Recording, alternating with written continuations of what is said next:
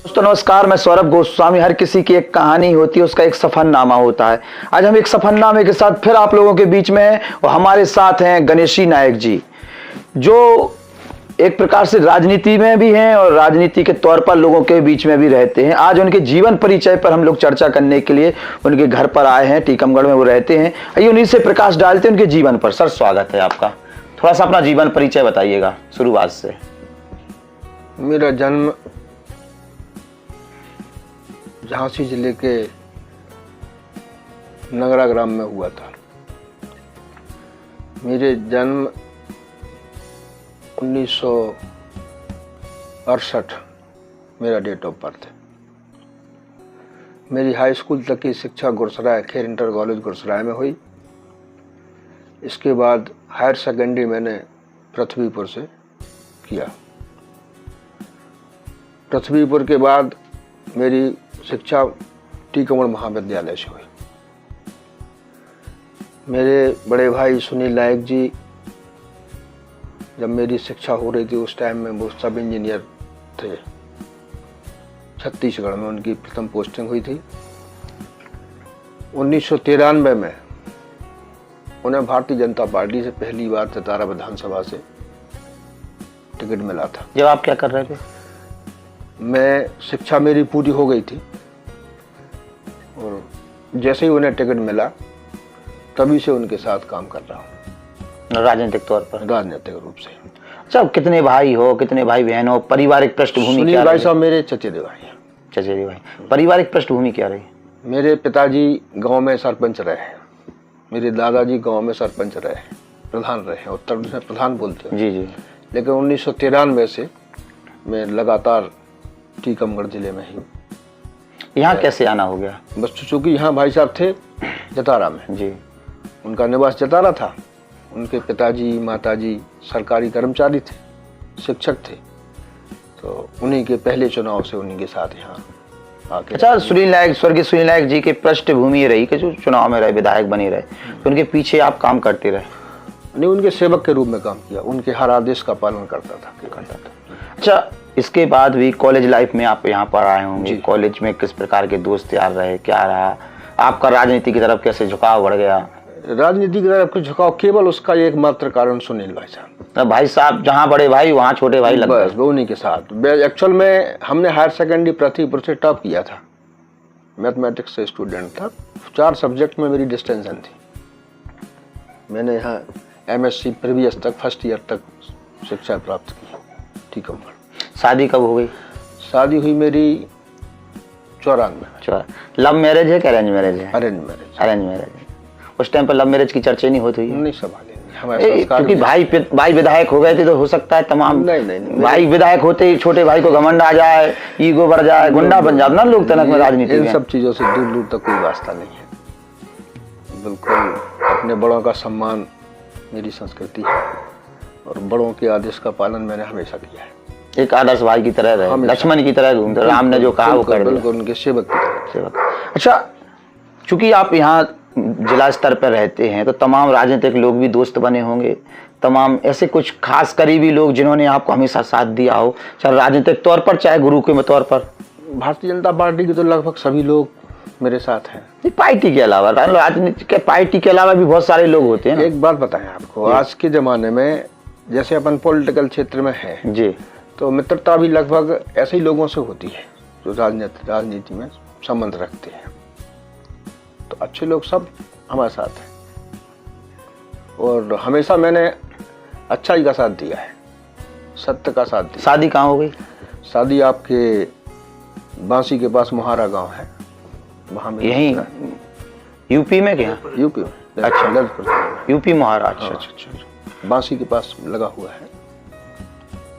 अच्छा, शादी, परिवार, बच्चे, राजनीति कैसे मैनेज किया गया? क्योंकि परिवार, आप राजनीति में भाई के साथ लगे रहते होंगे तो परिवार को कब समय देते होंगे? हमारा चूंकि राजनीतिक परिवार है, 1993 में जब राजनीतिक क्षेत्र में काम कर रहे तो पूरा परिवार ही एक तरह से, जैसे मान लो हम नेतागिरी कर रहे हैं या सुनील भाई साहब ने नेतागिरी की है, तो कहीं ना कहीं भाभी का, बच्चों का, परिवार का, सबका सहयोग ही रहता है। जैसे 4 लोग आ गए तो काम तो वही है ना, लोगों को चाय पिलाना, भोजन कराना, पानी पिलाना, अस्पताल जाना, कहीं तो कहीं बेटे को भेज दिया, कहीं भांजे को भेज दिया, कहीं भतीजे को। अकेला आदमी थोड़ी कुछ राजनीतिक क्षेत्र में काम कर पाता, तो पूरे परिवार का सपोर्ट हमेशा ही रहता है। आप चूंकि सुनील नायक जी जतारा से जीत के आए, सीट बदल गई, पृथ्वी पर पहुंच गए जी, वहां की शुरुआती चैलेंज क्या थे?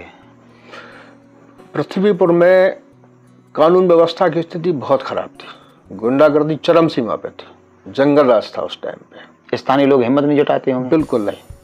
माने जब वो सुनील भाई साहब की हत्या हुई, उस वक्त जब केस चल रहा था, तो पृथ्वीपुर क्षेत्र के लोग आमना सामना करने को तैयार नहीं थे। माने कहीं शकल ना देख ले राठौर खानदान, इतनी दहशत थी। विजयन राठौर या उनके और उनके परिजन वो सब क्या, यशपाल सिंह राठौर हैं वो, तो अपराधी थे ही, वो बड़े अपराधी थे, आज भी हैं। अब तो चूंकि जब से भारतीय जनता पार्टी की सरकार है तब से दबे हैं, सब शांत है। चूंकि घटना बाद में घटी, उसके पहले भी आप वहां पर राजनीतिक तौर पर अपनी उपस्थिति दर्ज कर चुके थे। चूंकि एक बाहरी टेरिटरी थी पूरी जतारा, पृथ्वी पर नए तरीके से चुनावी तैयारी, वहां के जातिगत समग्रों को साधना और फिर चुनाव में आना। ऐसा नहीं है। एक्चुअल में है क्या कि जतारा विधानसभा हर दिन हुई, और जो 5वीं विधानसभा पृथ्वीपुर बनी थी, वो पुरानी जतारा विधानसभा का आधा हिस्सा मोहनगढ़ और दिगोड़ा पृथ्वीपुर में ऐड हुआ था। चूँकि पृथ्वीपुर विधानसभा में 4 मंडल हैं, पृथ्वीपुर, जिरोन, मोहनगढ़ और दिगोड़ा। 2 मंडल जतारा विधानसभा से कट के पृथ्वीपुर में बने थे, और 2 मंडल निवाड़ी विधानसभा से पृथ्वीपुर में जुड़े थे। तो चित परिचित थे लोग, आधा क्षेत्र तो हमारा था ही, और चूंकि भाई साहब एमएलए रहे हैं वहाँ पे, तो संपर्क तो भारतीय जनता पार्टी के लोगों से, कार्यकर्ताओं से उनका आना जाना लगा ही रहता था। और जब एक ही जिला था तो संपर्क सबसे थे लगभग। और सुनील नायक कोई छोटा मोटा नाम तो नहीं था, बहुत संघर्ष किया, बहुत तपस्या की, गरीबों के मसीहा थे वो। जब घटना घटी चुनाव के टाइम पर, तो आप कहाँ थे उस समय? मैं उस वक्त था पंचमपुरा है एक गांव मोहनगढ़ क्षेत्र में, और पंचमपुरा की बूथ में एक्चुअल में वहाँ का सामाजिक समीकरण ऐसा है कि केवट समाज वहाँ पर्याप्त है, तो और ठाकुर भी हैं, तो उनकी वजह से उनका आतंक है रहा उस समय। अब तो नहीं है, उस समय इतना आतंक था कि बूथ कैप्चरिंग की पूरी संभावना रहती थी। और लगभग उस समय 4:30-5 बजे के आसपास का समय था, एक्यूरेट याद नहीं है। उस वक्त जब हम उस बूथ पे पहुंचे, मेरी नज़र में था, हम इसी बेल्ट में थे, गोर मोहनगढ़ बेल्ट में था हमारी जिम्मेदारी गोर मोहनगढ़ बेल्ट थी। तो लास्ट में मैं उसी बूथ पे जाके बैठ गया, और वहाँ पे मोबाइल के नेटवर्क काम नहीं करते, तो मुझे वहाँ सूचना नहीं मिली जी। जैसे ही पेटी सील करवाई, तो हम गाड़ी में बैठ के और दरगाह तक आ पाए, वहाँ मेरे पास फोन आया कि इस भाई साहब में गोली लग गई। तब हम सीधे उधर से भागे झांसी मेडिकल। घटना के बाद किस प्रकार से परिवार को संभाला, क्या स्थितियां पैदा हुई? कुछ नहीं, सब भगवान ने संभाला, सब भगवान ने, और क्षेत्र की जनता जनार्दन ने, और सब लोगों ने। मुझे तो कुछ समझ में नहीं आ रहा था क्या करें, क्योंकि परिवार के वो मुखिया थे, और मुखिया क्या सब कुछ वो ही थे, हम लोग तो अनाथ जैसी स्थिति हो गई थी। सब ईश्वर ने संभाला, और क्षेत्र की जनता जनार्दन। चुनाव फिर से आप लोग मैदान में आए, भाभी को चुनाव में मैदान में उतार दिया। भाभी चुनाव जीती जनता के आशीर्वाद से। 2013 का चुनाव भाभी जी जीती हैं। पृथ्वीपुर की जनता एक प्रकार से परिवार जैसे आपके हो गई। किस तरीके से आपके साथ में आज भी है? कौन? पृथ्वीपुर की जनता आज भी जी जान से है, बिल्कुल दिल से रिश्ता है। उतनी जतारा है, उतने जतारा, उतने पृथ्वीपुर। पर स्वर्गीय सुनील नायक जी के जाने के बाद कोई चीजें बदली हैं, कुछ बदला है? कैसा?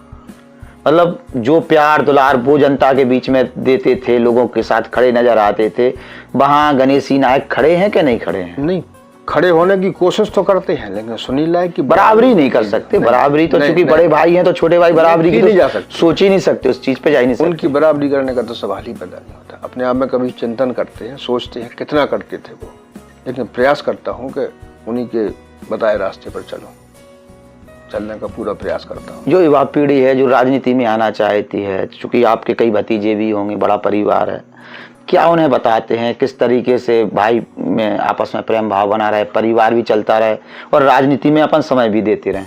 सब लोग अपने अपने काम में लगे हैं, सारे लोग अपने काम में लगे हैं और सब लोग जहाँ मुझे आवश्यकता पड़ती सब लोग सहयोग करते हैं भारतीय जनता पार्टी के साथ। हाँ।